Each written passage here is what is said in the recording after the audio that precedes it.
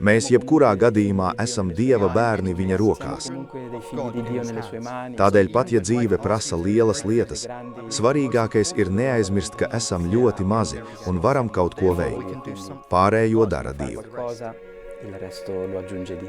Alcuni scelgono di ascoltare questo canto. È grazie a loro che No evaņģēlija lasīšanas metro līdz prelāta, kas atbildīgs par lielās piekdienas sprediķi, uzrunājot pāvestu un visu baznīcu. Tēvs Roberto Pazolīni ir Milānas kapucīnu mūks, dzimis 1971. gadā, bībeles zinātnieks un teologs ar bībeles teoloģijas doktora grādu un datorzinātnieka pagātni. varcando con loro alcune porte ideali. La prima che proviamo a valere. 2024. gada novembrī pāvests Francisks viņu iecēla par pāvesta nama sludinātāju, kurš pārņēma amatu no kardināla Raniero Cantalamessas un mantojot nozīmīgu 44 gadu mantojumu. Ko domājāt? Kā uztvērāt šo pāvesta Franciska iecelšanu, īpaši ņemot vērā nozīmīgo mantojumu, ko atstāja tēvs Cantalamessa, kurš tik daudzus gadus bija kopā ar pāvestiem? Nākot pēc tēva Raniero Cantalamessas, kurš arī man bija liels skolotājs. Atceros, kā teoloģijas students viņu klausījos klostera pagrabā, kur dzīvoju, no audio kasetēm kopā ar citiem brāļiem. Un mēs bijām, kā lai saka, bijībā pret šo brāli, kurš prata uzrunāt visu baznīcu ar vārdiem, kas bija pilni uguns un gara. Tādēļ, kad sapratu, ka ieņemšu viņa vietu, sev teicu, vai es to spēšu, kungs? Tev tiešām man ļoti jāpalīdz. Jāsaka, ka tā patiesi ir žēlastība konkrētā dzīves stāvoklī un Dieva aicinājums. Tādēļ pēc sākotnējā satraukuma es sāku ar lielu mieru. Arī tāpēc, ka sev teicu, ka man būs jāiet runāt pāvesta priekšā. Bet patiesībā jau daudzus gadus, kad svinu misi, runāju eņģeļu un svēto priekšā. Tā teikt, man jau katru dienu ir vissvarīgākā auditorija. Kāda ir sludinātāja loma pāvesta namā? Pāvesta nama sludinātāja loma ir pāvesta kardinālu. Romas kūrijas priekšā svarīgos aikos, proti adventa un lielā gāveņa laikā. Piekdienās nest pārdomas un apceri. Tātad sludinātājiem ir šis uzdevums, tā teikt, ienest gaismu, modināt pāvesta un viņa līdzstrādnieku sirdsapziņu. Attiecībā uz kristīgās dzīves prasībām, piedāvājot pārdomu un apceres tematu. Tas ir tā, it kā vadītu nelielu pārdomu brīdi un garīgās rekolekcijas svarīgo laiku dienās liturģiskajā gadā. Kā gatavojaties šīm pārdomām, šiem sprediķiem? Vispirms tiek noteikta tēma, ko apspriežu ar cilvēkiem, kuri ir Vatikānā. Pēc tam, kad tēma ir noteikta, tiek rakstītas apceres, kas attīstās vairāku nedēļu un dienu laikā. Kad runāju šeit, apceres vienmēr pabeidzu, jo vēlos arī redzēt, kāds ir apceres tiešais konteksts. Tādēļ cenšos lasīt arī daudzus viņa ierakstus, jaunākās uzrunas, vēstules, sprediķus, lai nestu balsi, kas ir dialogā. Ar pāvesta un Vatikāna balsi, īpaši šajā lielajā gavēnī.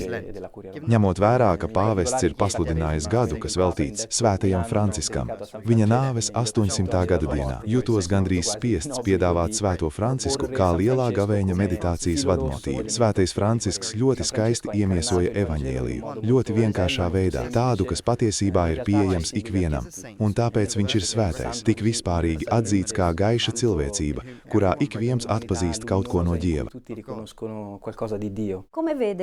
Kā redzat pašreizējā pāvesta tēlu? Vai tas ir piemērots laikam, kurā dzīvojam mēs? Laiki ir patiesi bīstami un daudzos iedvež bailes.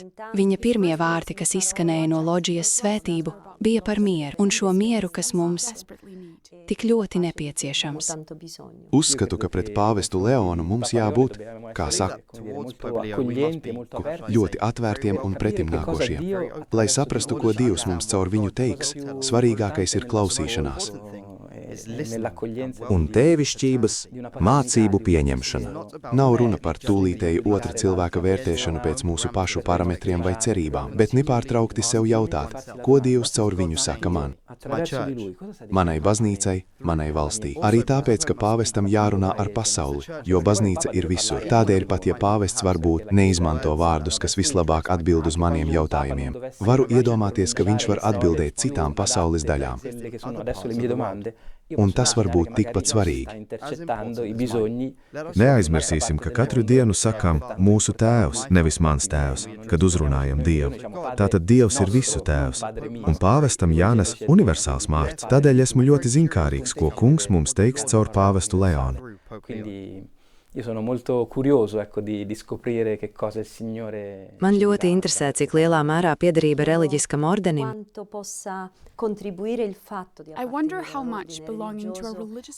var veicināt viņa misijas īstenošanu, iespējams atšķirīgi nekā diecēzes priesteris, kurš kļūst par pāvestu. Varbūt arī atšķirīga pieeja attiecībā uz garīgumu, vai ne? Jā, kad kāda ordeņa dalībnieks kļūst par pāvestu, notiek kaut kas dīvains, jo šie ordeņu dalībnieki nav baznīcas hierarhijas daļa. Ar savu dzīvesveidu viņi parāda to, kas ir vissvarīgākais. Kristīgās baznīcas aspekts, kas ir vissvarīgākā iezīme kristīgajā baznīcā, kas ir tieksme pēc svētuma, kādiem jābūt mums visiem.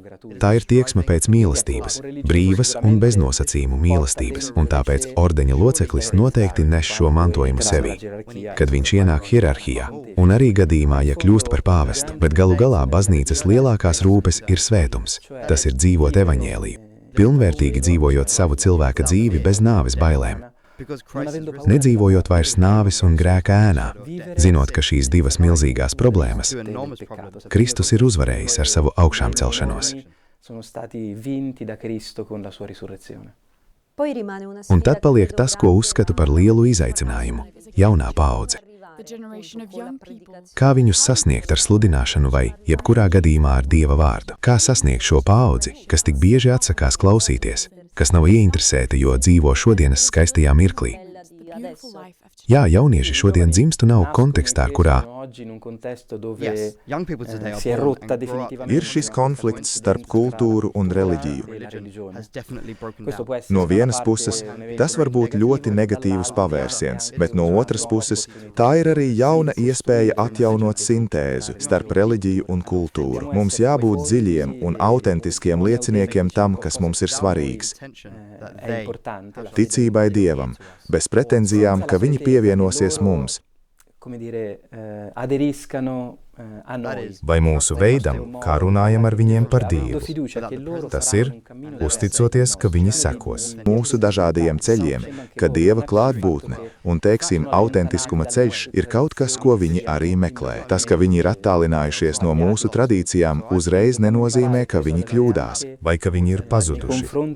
Tāpēc uzskatu, ka mums ir jāmācās izturēties pret viņu dzīves